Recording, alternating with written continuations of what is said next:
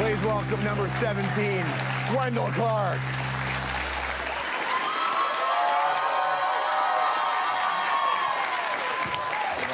How you doing? Hey, man. Good to see you. Welcome. I always love having you in the red chair.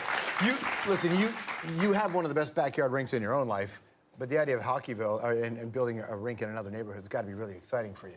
Well, it's exciting. We're actually, with Craft Hockeyville, we're creating and actually making it newer rinks. Like it's refurbishing the old rinks and making them up to date, so it's more fun to be there as a parent. You build the rinks, you think they last forever, but you got to refurbish them, keep them up.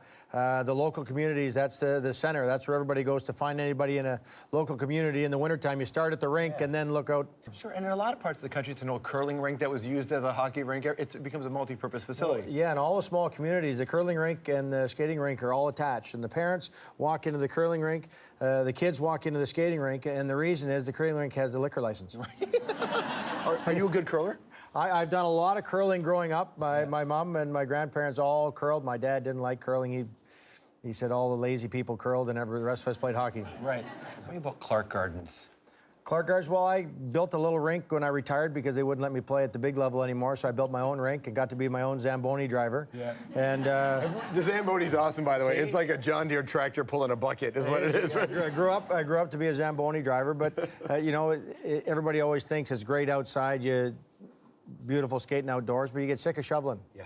Snows every day, you got to shovel the rink off. So I put a roof over it and little hot stove lounge there, watch the games on Saturday night, and the kids are on the ice. What do you remember from those days when you first met Mr. Ballard and first became? Because that guy was, what a character. Well, he was probably the main character here in Toronto when I first got here, and probably just walking into Maple Leaf Gardens, the hot stove. You walk in the side door, you'd never guess that's one of the best restaurants in town. You're walking through the hot stove in the gardens, and then you're walking out into the ice and just playing. And the one end, that's the bunker, where Harold and King Clancy sat for every game that you watched on TV. Then you're actually watching those two guys. They look like the two old guys in the Muppets there, sitting at the end of the building. But that was the guys at the end of the rink, and they were such a big part of. He'd be signing autographs and waving to the fans, and it was a big part of playing in the Garden. When you were going through contract negotiations, did you ever accidentally fire the puck in that direction? No, the glass was just too high. That's right. But it was a lot of good memories with the Gardens and the history and being able to play in a building. Any of the old original 6 buildings, whether you played in Montreal and Toronto and Boston, all these buildings had a history to them, and they were the best buildings to play in. The game had a different kind of personality back then. What do you think has been the key difference in the personality of the game? Well, I think because everything got more intense. As the money got bigger, everything became a bigger job. Everything was more serious. Each player is his own little company now, where before you got there, it seemed closer. There was less security. Remember, the glass was only this high. You could reach over and grab the fans on the other side of the glass. Do you think that there's truth to the story that the bigger and the harder the equipment, that's one of the reasons why the game is less safe? A body check just smokes a guy? Yeah, the game today is way less violent. You can't get away with stuff because the ref, in the old days, the ref couldn't find you, and their TV games weren't everywhere. There was no video replay. If you did something behind the play to get away with, you could get away with it. Yeah. Where today you can't get away with anything, but the game is so much faster, they're so much bigger, and the equipment's so much better, so the collision is that much harder.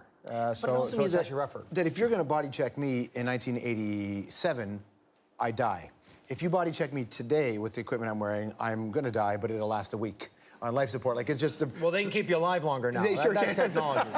But would you have would players have hit as hard wearing the equipment that you guys wore when you first broke into the league? You wouldn't, because you would have been, and a lot of times you'd have been said, I'm going to hurt myself throwing that check because your equipment wasn't as good. Where today, and starting from the kids on up, the kids feel invincible. They're dressed like gladiators. When I'm on the ice teaching the kids, you got helmets and masks and neck guards, mouth guards. You can't even talk to them in line. They are spitting a mouth guard out, and so you're so well protected, they feel invincible.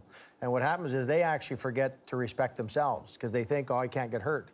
What was it like when you saw your number get lifted to the rafters in Toronto?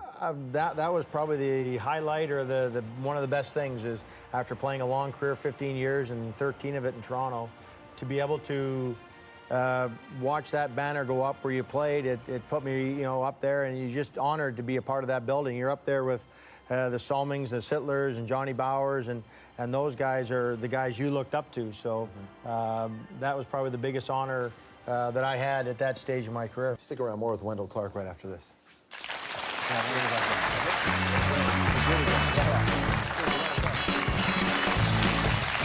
Coming up, Sochi 2014. Who's the one? Wendel's expert opinion next.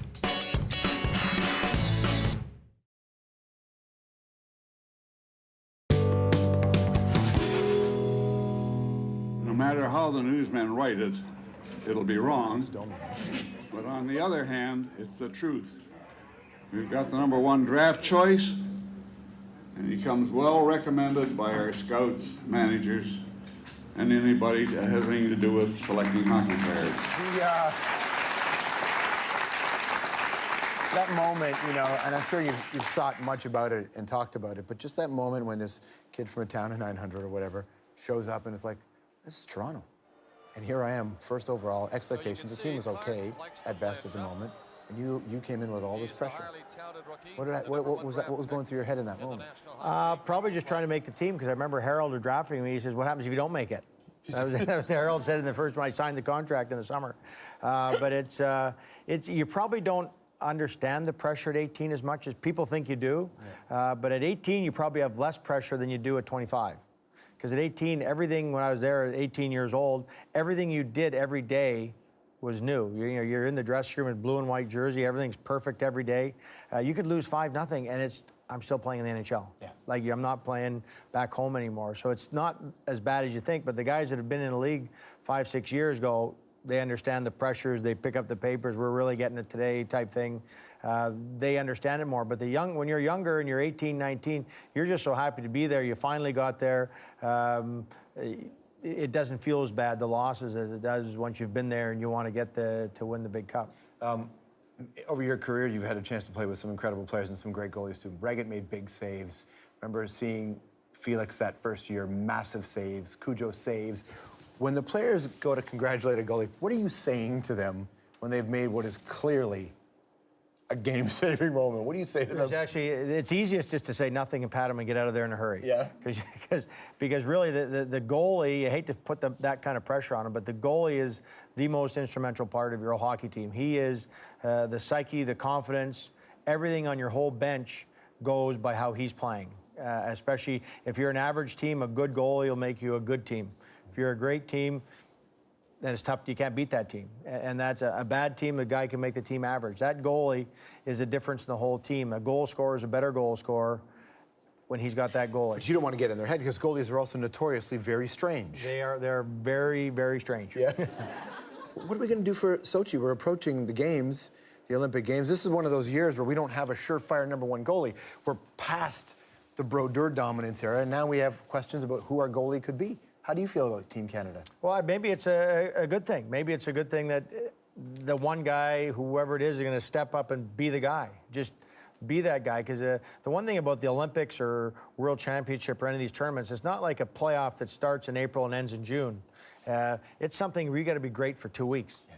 It's a bunch of one-off games. And so not all the time that the best goalie in the world is the best goalie for 2 weeks. And so we just have to have that guy that's the best guy for 2 weeks. It's a different kind of a tournament. It's not like a playoff. All right, anthropology for Wendel Clark. If you're watching TV and you stumble on a movie, you're not changing the channel. Which movie is it? I don't know, probably Slapshot, no matter how many times it's on. Everybody who's such a, yeah. It's so good. Which romantic comedy are you staying on? Oh, I don't know. Do you cry at movies? No. No? My kids try to get me to go to movies, and I don't go to movies. No? No. So is Slapshot the best sports movie of all time?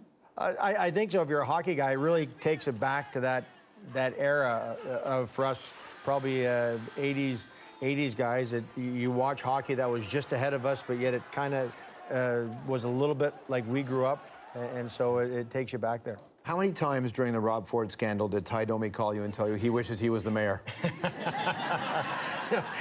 Probably none, and probably stayed away from all that stuff. He did. How many times during the Rob Ford scandal did you think, you know what, I'm Wendel Clark, I could have been mayor?